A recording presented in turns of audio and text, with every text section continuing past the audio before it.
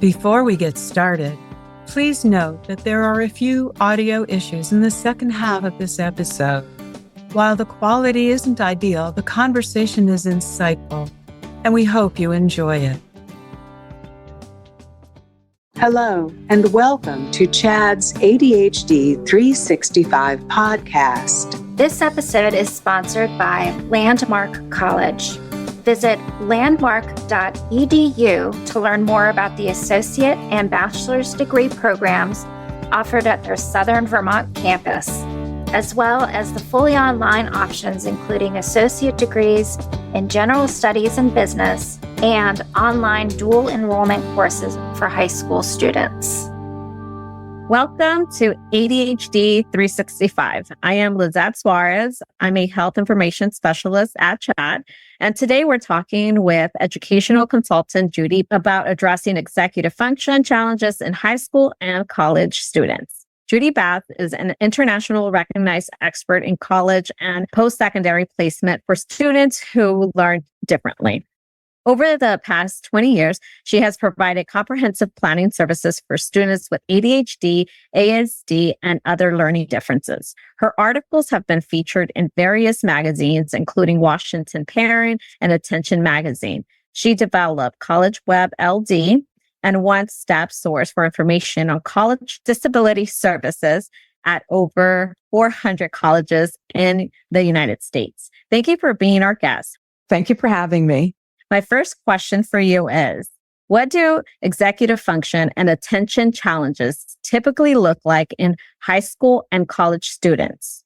Some of the executive function skills that are challenging for them are getting started on homework, working memory, forgetting the assignment, remembering to hand it in, forgetting to send it in by email, planning ahead, prioritizing what is most important, being organized and managing time. So when they're not organized and they don't have a sense of time, it's very frustrating for them. The students with ADHD do not really have the patience to look at the situation and get help.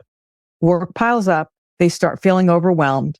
And without having those tools to tackle all that work, their brain gets overloaded and they just decide to go read a book or go play a video game and just ignore it. And of course, it piles up. Thank you. Explain the difference between getting accommodations and support to help a student with executive function and attention challenges when the student is in high school versus when they are in college. Well, in cases, students can be granted extra time on tests and distraction-reduced settings for tests. But a high school student might be granted some modifications in their schedule. They might get extensions on assignments. They might be able to retake tests to improve their grade. They might be allowed shorter assignments to show their standing on an assignment. But in college, students receive accommodations that just provide them with access to the material. They're required to do all the assignments and tests without any modifications in the curriculum. So there's a slight difference there. They both get the accommodations that they need, but they're handled differently. What would you advise someone in college to start the process of accommodation? Well, what I recommend is once students have decided the school that they're attending, they should contact the disabilities office, make an appointment, bring their testing, and discuss with them what they think they need for college. Most of the time, colleges are very generous with the accommodations based on what's in your psychoed report. And the student needs to be able to articulate why he or she needs the accommodations. It isn't just, I have ADHD, I need extra time. I need extra time because I get distracted or because the noises bother me.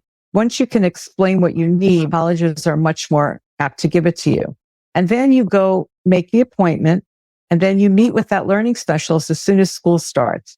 What I find is that when students have met with their learning specialist from the beginning, they're more likely to go and get that help than when they have to meet someone after they've started. And they struggle a little harder because they're already probably within the first going into the second semester, which could be really difficult for them. As we know, the role of a parent and teacher is very important. And how can they help transition from high school to college? There's certain things that students need to be ready to leave home. Giving children responsibilities at a young age teaches them independence. The sooner you can start allowing them to speak up for themselves, trust their own voice, the more prepared they are. So you're encouraging them to be self-advocates and to think independently. What they need to do is learn how to wake up on their own. They need to be able to take their medication by themselves. They need to be able to know the name of the medication, what they're taking. They need to be able to cook a meal, do their laundry, and manage their money. So all of these things are skills that they need to learn, and there are various ways that can help them learn those skills. But the earlier they start, the better they are at becoming independent. I like to use an example of taking your child to the doctor. The doctor looks at the child and says, "How are you feeling today?" Who answers? Typically, it's the parent. But what if you let the child answer, even a 3, 4, or 5-year-old, and then you can always supplement afterwards? That's what we need to do. We need to think about that, because then a student trusts that they're valued, that their voice is valued. And all the way through up until the end of high school, if they feel that their voice matters, they're much more likely to ask for their help. That's a great example, actually. And where can parents and educators go and get information about effective support strategies for students with ADHD?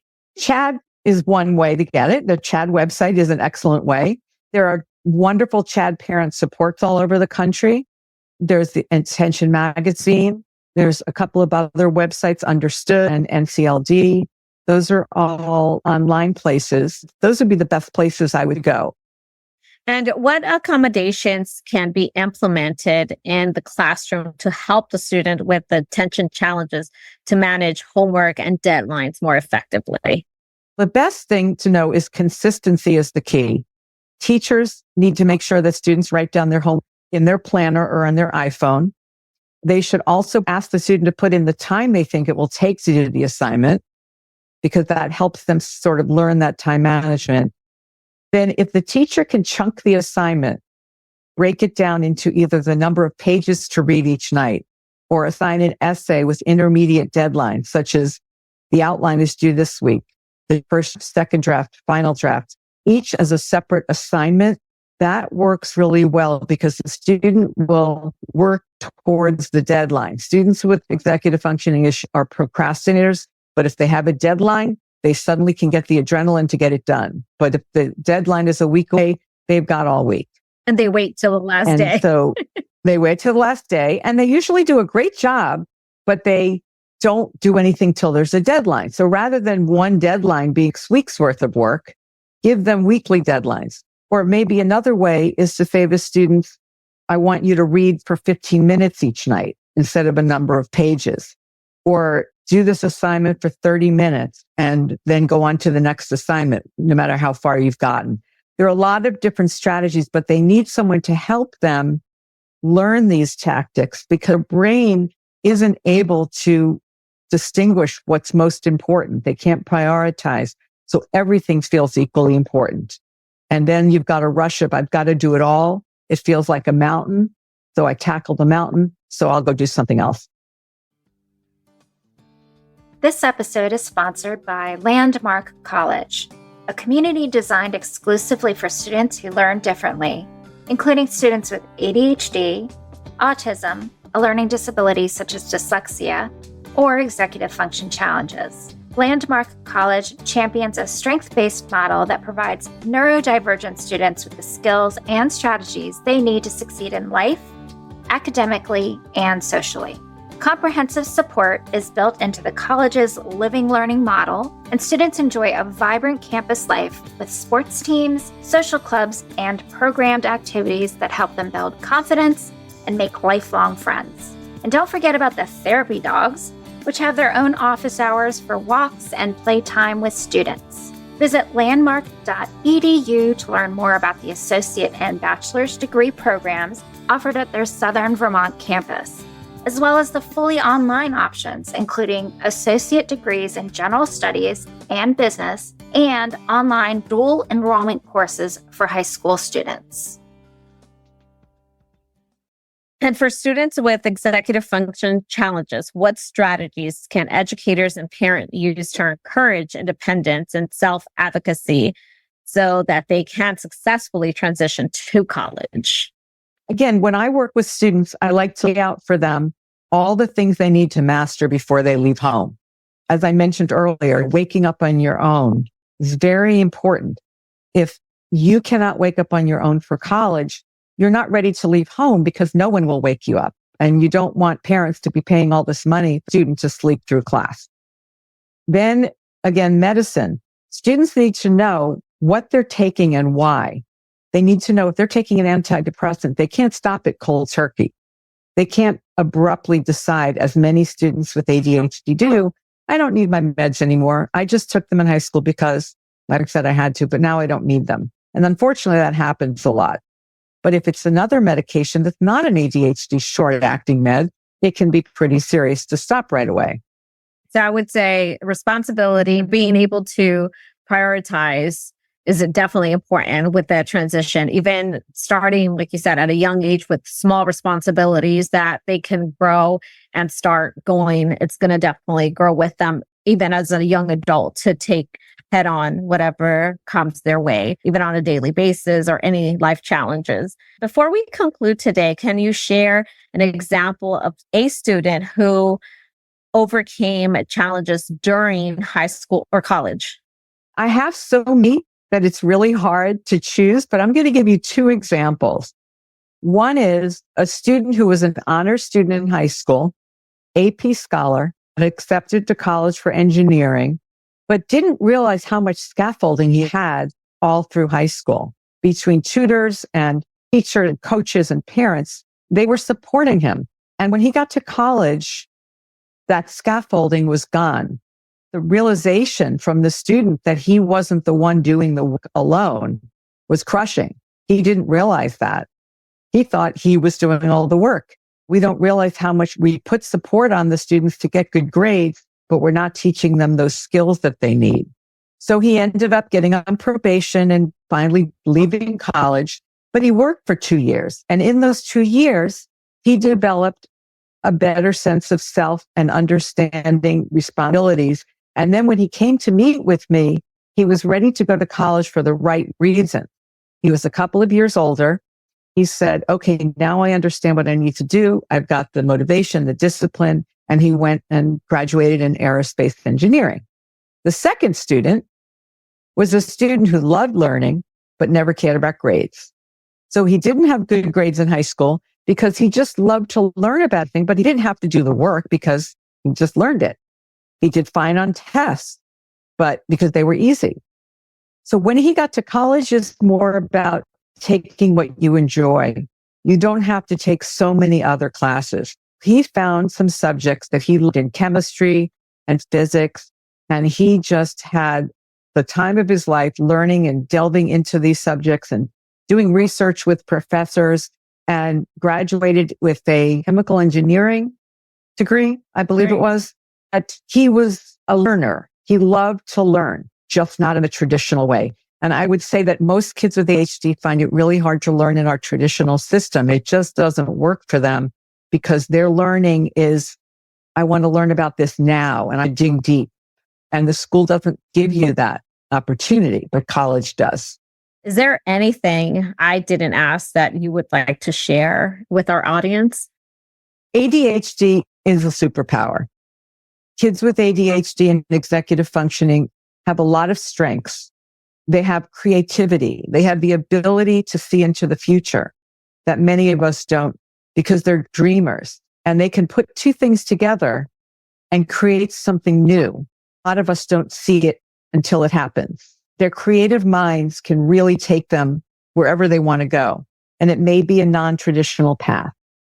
And I actually do really appreciate you mentioning something. It's saying that ADHD individuals, student, kids, they actually love to learn. I feel that there is a reputation of, or they've been labeled, they're lazy. But throughout our conversation, your key is they love to learn. And I think it's actually knowing what they like. And I think that's also important for a high school student going into college, also knowing what they would like to work on or what they see their future. Some people, technology is one. You're able to create. Some people can't sit on a desk all day. So I think that is also very important. And knowing, like you said, ADHD, it is a superpower, and know that you just have to find the key that's going to help your child succeed and be a wonderful young adult. Exactly. And a lot of parents are worried. They want their child to have a career where they're going to earn a living. They will figure it out. But most people with ADHD do not want to work for someone else. It just doesn't work for them. Just like you said, they're not going to sit at a desk. They don't want to be told how to do something because they might have a better way, and their way might be great. So you find a lot of them are entrepreneurs, and they go into their own businesses, and they're very successful because of the way they think. There are many famous people with ADHD who have been successful in life in many careers. So parents need to think out of the box. No one is lazy. No child gets up in the morning and says, I think I want to fail today. They just don't. They want to succeed. But after a while, when they keep hearing those words that they must be lazy, they start to believe it. So I don't allow that word in my office, because I tell parents, your child is not lazy. Your child is doing what he can do. And what he can't do, he needs help with. It's a lesson for them. I completely agree with you. I do want to just take the time to thank you for taking the time to talk to certain subjects with our audience. And I would like to know, where can our listeners learn more about you? You can go to my website. It's www.basseducationalservices.com. That's probably the best way. If anybody has any questions that they want to email me directly, I'm happy to answer some questions. That's Judy Bass, educationalservices.com. Thank you very much. Thank you for having me. This episode is sponsored by Landmark College. Visit landmark.edu to learn more about the associate and bachelor's degree programs offered at their Southern Vermont campus, as well as the fully online options including associate degrees in general studies and business and online dual enrollment courses for high school students. Thank you for listening to another episode of Chad's ADHD 365 podcast.